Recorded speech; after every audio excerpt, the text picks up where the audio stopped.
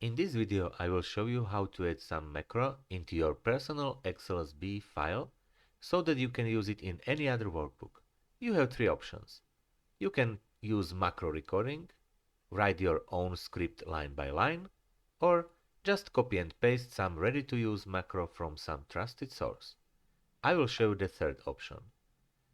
You can, for example, go to my YouTube channel and search for the video about negative time values.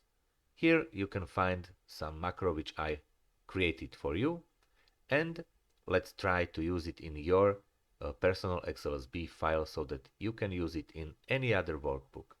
So I assume that you already created your own PERSONAL.XLSB file.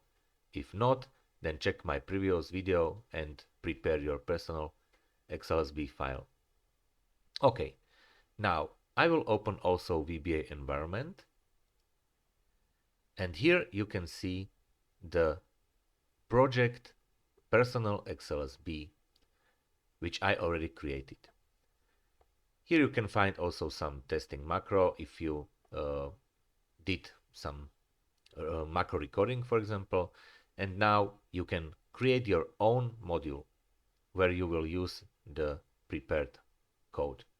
Okay, so just right click and insert module. You can change the name of the module, for example, like changing times or anything else.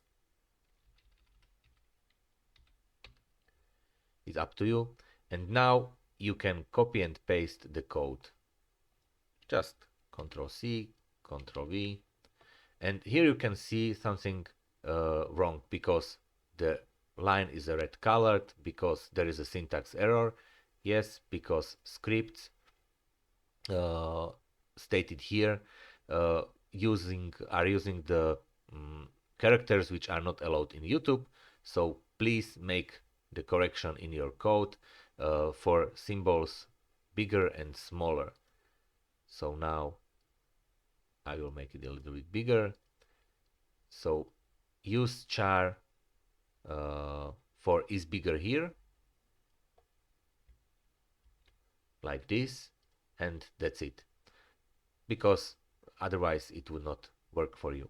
Okay, now I have pasted the code inside of my module, and now it can be used in your own workbook. So let's try it.